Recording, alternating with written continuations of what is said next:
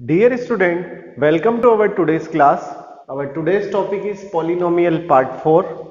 इससे पहले जो मैंने 3 क्लासें ली थी, पार्ट 1, पार्ट 2, पार्ट 3, उसमें मैंने बताया था अबाउट पॉलिनोमियल कि पॉलिनोमियल क्या है, पॉलिनोमियल का मतलब क्या है, पॉलिनोमियल का मीनिंग क्या है।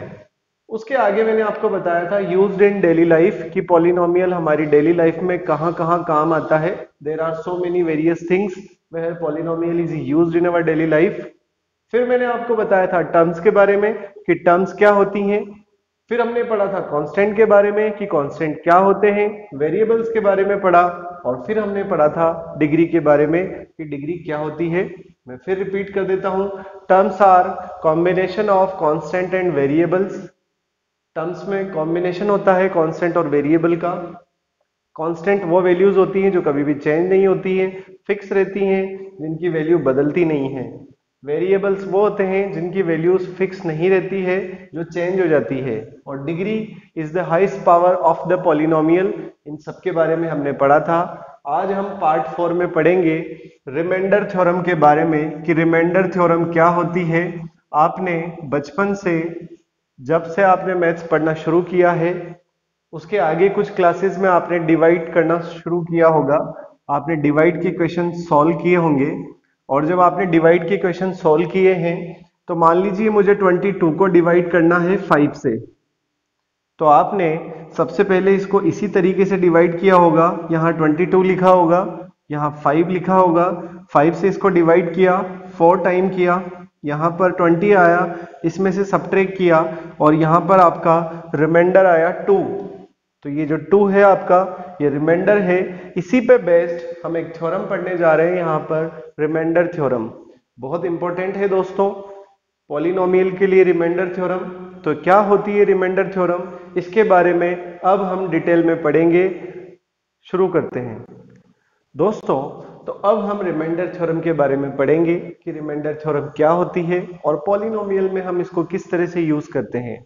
मान लीजिए मैंने कोई एक पॉलिनोमियल लिया 2x³ minus x square plus 4x plus 3।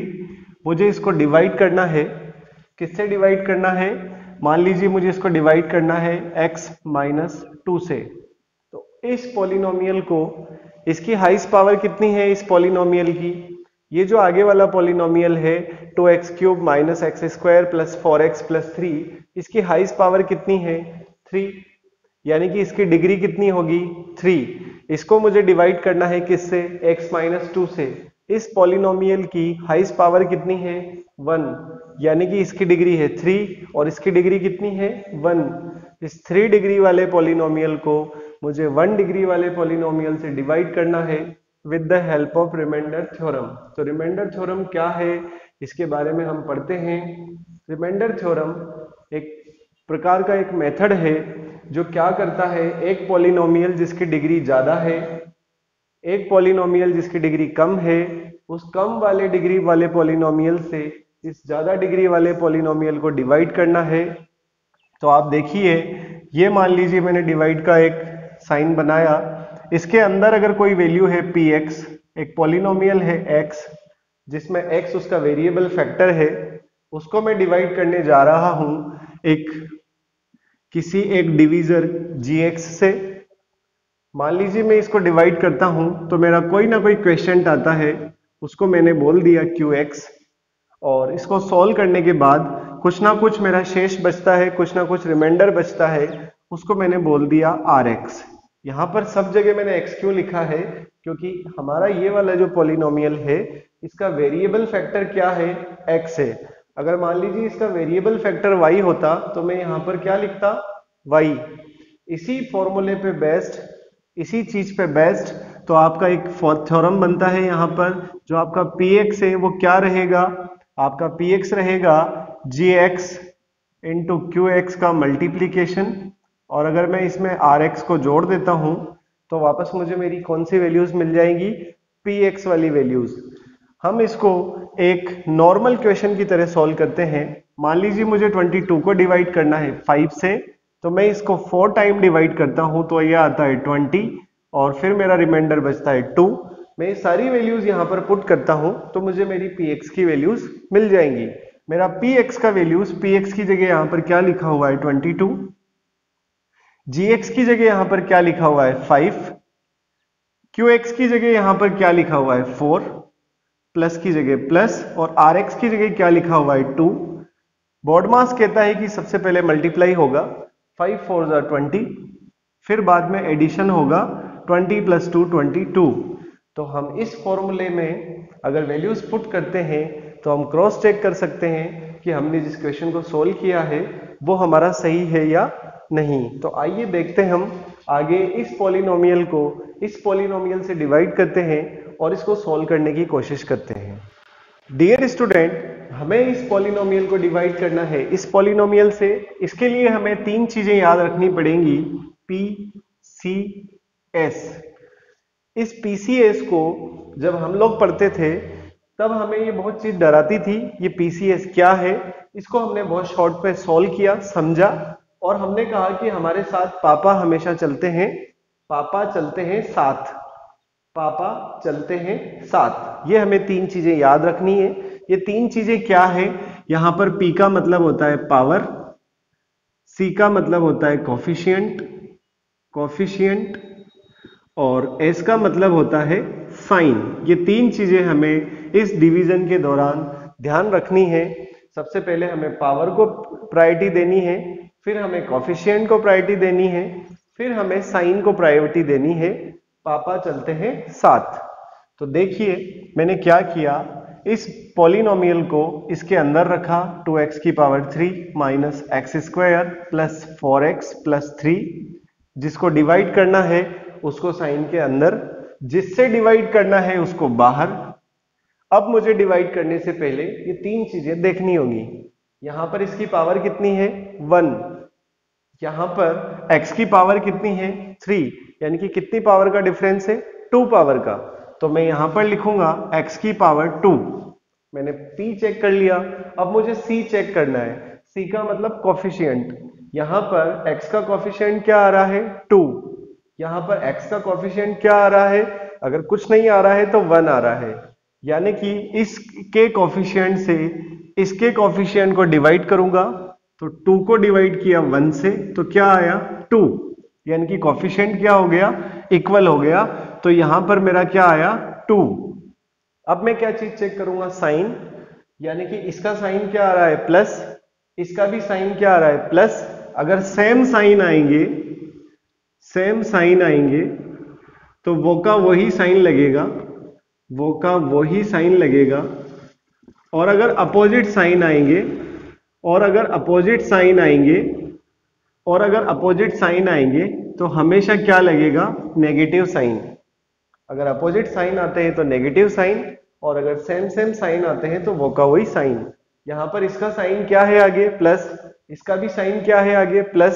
Same sign आए हैं, सेम साइन आए हैं तो वो का वही साइन, यानी कि प्लस, और प्लस को हम लिखते नहीं है बाय डिफॉल्ट, हम समझ जाते हैं कि इसके आगे क्या लिखा हुआ है प्लस। अब हम क्या करेंगे, इस वाली वैल्यूज से इसको मल्टीप्लाई करेंगे। ये वाली वैल्यूज क्या है हमारी 2x स्क्वायर मल्टीप्लाई बाई ये वाली वैल्यूज क्या है x माइनस 2। इसको हमें मल्टीप्लाई करना है तो पहले इसका मल्टीप्लाई इससे होगा, फिर इसका मल्टीप्लाई इससे होगा। तो सबसे पहले इसको मल्टीप्लाई किया, 2x स्क्वायर को x से मल्टीप्लाई करना है, फिर बीच में जो साइन आ रहा है वो, फिर 2x स्क्वायर को हमें 2 से मल्टीप्लाई करना है। तो क्या आता है, इसको सॉल्व कर लेते हैं। आप एक बात क्लास 7th में आपने पढ़ी होंगी कि जब सेम सेम वेरिएबल आपस में मल्टीप्लाई होते हैं तो वो पावर ऐड हो जाती है। इसका एक फॉर्मूला भी है, x की पावर m इंटू एक्स की पावर n। तो इसको आप लिखेंगे x की पावर m प्लस n।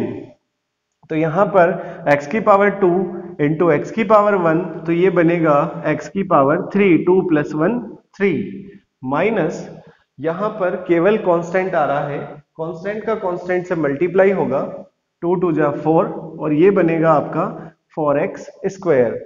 अब ये जो वैल्यू आई है आपकी, ये आपको यहां पुट करनी है, पुट कर दीजिए। क्या आया 2x cube minus 4x square. अब आप सब्ट्रैक्ट करेंगे, अब आप सब्ट्रैक्ट करेंगे और सब्ट्रैक्ट करते हैं तो नीचे के साइन बदल जाते हैं, नीचे वाली वैल्यू के साइन बदल जाते हैं। इसका साइन आ रहा था प्लस, अब हो गया माइनस, इसका आ रहा था माइनस, अब हो गया प्लस। ये दोनों वैल्यूज एक दूसरे से कैंसिल हो जाएंगी क्योंकि ये प्लस की वैल्यू है और ये माइनस की वैल्यू है। अब इन दोनों वैल्यूज को हमें सब्ट्रैक्ट करना है। सब्ट्रैक्शन का एक रूल है, हमें सब्ट्रैक्ट करने के दौरान ये देखना है कि बड़ी वाली वैल्यू कौन से साइन की है। अगर आप बड़ी वाली वैल्यू प्लस साइन की है, इसमें से इसको माइनस कर रहा हूं मैं, तो मेरा यहां पर बचेगा 3x स्क्वायर, क्योंकि 4x स्क्वायर प्लस का है और 1x स्क्वायर इसके आगे कुछ नहीं है तो क्या है 1x स्क्वायर माइनस का है। 4x स्क्वायर में से 1x स्क्वायर को माइनस करेंगे तो बचेगा 3x स्क्वायर। अब नेक्स्ट वैल्यूज को नीचे लेकर आएंगे हम, तो ये क्या आएगा 4x। वापस हमें डिवाइड करना है। डिवाइड करने के लिए उसी पैटर्न को फॉलो करना है। सबसे पहले पावर को चेक करना है, फिर कोफिशिएंट को और फिर साइन को। यहां पर पावर कितनी है 2, यहां पर पावर कितनी है 1, यानी कि कितनी पावर की कमी है x की पावर 1 की, और हम 1 कभी भी नहीं लिखते हैं इसलिए 1 को रिमूव कर देते हैं। फिर हम चेक करेंगे कोफिशिएंट। यहां पर कोफिशिएंट क्या है 3, यहां पर कोफिशिएंट क्या है 1। इसके कोफिशिएंट को इसके कोफिशिएंट से डिवाइड करना है। 3/1 कितना आया 3, तो यहां पर लिखेंगे 3। फिर हम चेक करेंगे साइन। इसका साइन क्या आ रहा है प्लस, इसका भी साइन क्या आ रहा है प्लस। x का साइन देखना है हमें, ये क्या आ रहा है प्लस, तो सेम साइन आता है तो वो का वही साइन, यानी कि यहां पर क्या आ जाएगा प्लस। अब इस वाली वैल्यू से इसका मल्टीप्लाई करना है तो कर देते हैं हम इसका मल्टीप्लाई। x - 2 को मल्टीप्लाई करना है 3x के साथ, तो पहले इसके साथ मल्टीप्लाई होगा फिर इसके साथ मल्टीप्लाई होगा। तो पहले आगे वाली वैल्यू का मल्टीप्लाई किया 3x into x minus 3x into 2। यहां पर आप देखिए x का कोई पावर नहीं है तो कितना पावर है 1, यहां पर x का कोई पावर नहीं है तो कितना पावर है 1। दोनों पावर ऐड हो जाएंगी और ये आएगा 3x की पावर 2 माइनस ये कोफिशिएंट का मल्टीप्लाई करेंगे 3 2 जा 6, ये बनेगा आपका 6x। इस वैल्यूज को हम यहां पुट करेंगे तो पुट कर दीजिए 3x स्क्वायर माइनस 6x। अब हम वापस से सब्ट्रैक्ट करेंगे, नीचे वाली वैल्यूज के साइन को चेंज करेंगे। यहां पर आ जाएगा माइनस क्योंकि यहाँ है प्लस, यहाँ माइनस है इसलिए यहाँ आ जाएगा प्लस। ये वाली वैल्यूज आपस में एक दूसरे से कैंसिल हो जाएगी क्योंकि एक पॉजिटिव वैल्यू है और एक नेगेटिव वैल्यू है। ये दोनों वैल्यू क्योंकि प्लस की हैं इसलिए दोनों ऐड हो जाएंगी और यहां पर आएगा 10x। हम अगली वैल्यू को नीचे लेंगे और नीचे आया आपका 3। वापस हमें वही प्रोसीजर फॉलो करना है, पहले हमें p को देखना है, फिर हमें c को देखना है, फिर हमें s को देखना है। सबसे पहले देखना है पावर, यहाँ x की पावर कितनी है 1, यहाँ पर भी x की पावर कितनी है 1, पावर बराबर हो गई। अब हम वेरिएबल नहीं लेंगे यहाँ पर, अब हमें देखना है कोफिशिएंट। यहाँ पर कोफिशिएंट कितना है 10, इसको डिवाइड करना है, यहाँ पर कोफिशिएंट कितना है 1, 10 को 10/1 यह आया आपका 10, तो आप यहाँ पर लिखेंगे 10। फिर आप देखेंगे साइन, इसका साइन x का साइन कौन सा है प्लस, यहाँ पर भी x वेरिएबल का साइन कौन सा है प्लस, तो यहाँ पर बीच में आ जाएगा प्लस।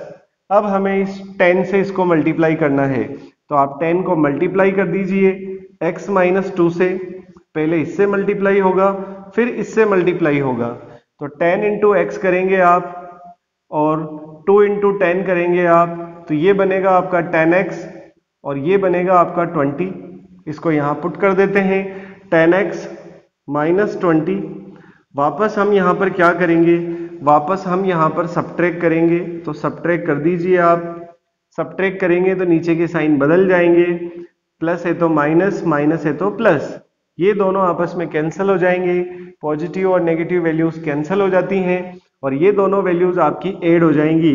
तो यहाँ पर आपके पास जो 23 आया है ये हो गया आपका रिमाइंडर, और इस थ्योरम को हम कहेंगे रिमाइंडर थ्योरम। अब हम इन सारी वैल्यूज को क्रॉस चेक करेंगे रिमाइंडर थ्योरम से।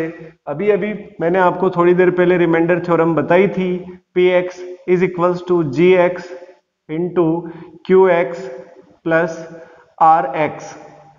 यहाँ पर ये जो अंदर वाली वैल्यू है आपकी, ये है आपका px, ये है आपका gx, ये है आपका qx और 23 है आपका रिमाइंडर rx। हम यहाँ पर वैल्यूज पुट करेंगे इसमें और देखेंगे कि हम इसको अगर सॉल्व करते हैं तो सॉल्व करने के बाद ये वैल्यूज px के इक्वल आती है या नहीं। शुरू करते हैं। डियर स्टूडेंट्स, तो अब हम यहाँ पर वैल्यूज पुट करेंगे और इसको सॉल्व करेंगे। सबसे पहले हमें gx का वैल्यू लिखना है। gx का वैल्यू कितना है? x माइनस 2, तो हमने यहाँ पर लिखा x माइनस 2। हमें मल्टीप्लाई करना है, किससे मल्टीप्लाई करना है? qx से, और qx कितना है आपका? 2x square plus 3x plus 10। यहाँ पर लिखेंगे आप 2x square plus 3x plus 10, और इसमें आपको रिमाइंडर को ऐड करना है, और आपका रिमाइंडर कितना है? 23। तो यहाँ पर आप ऐड कर देंगे 23। इसको हम आगे सॉल्व करते हैं। अब हमें इन दोनों ब्रैकेट का मल्टीप्लाई करना है, तो हमें एक बार x से इन तीनों वैल्यूज को मल्टीप्लाई करना होगा, फिर हमें -2 से इन तीनों वैल्यूज को मल्टीप्लाई करना होगा। तो हम शुरू करते हैं 1 बाई 1।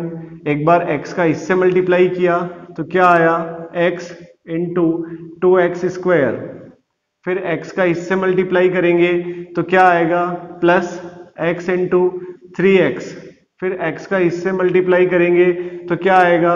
x इंटू 10 प्लस -2 से 2x स्क्वायर को मल्टीप्लाई करेंगे तो यहाँ पर आएगा आपका -2 इंटू 2x स्क्वायर। फिर -2 का मल्टीप्लाई होगा 3x के साथ, तो -2 इंटू 3x। फिर -2 का मल्टीप्लाई होगा आपका 10 के साथ इंटू 10, और लास्ट में है आपका 23, तो प्लस 23 आपका लास्ट में है, इसलिए यहाँ पर आ गया 23। अब आप इसको सॉल्व कर लीजिए।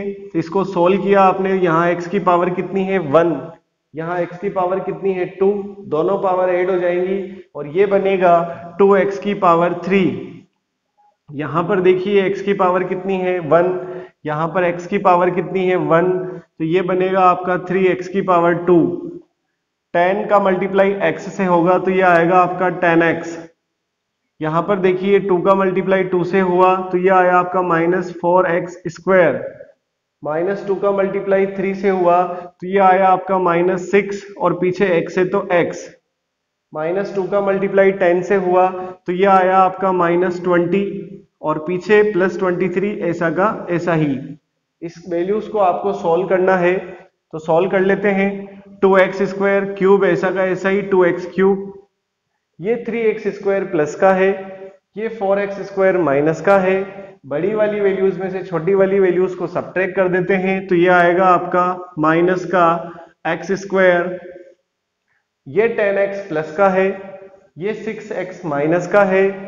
10x में से 6x गया तो बचा प्लस का 4x, प्लस का 23 है, ये माइनस का 20 है। 23 में से 20 गया तो ये आपका बचा 3।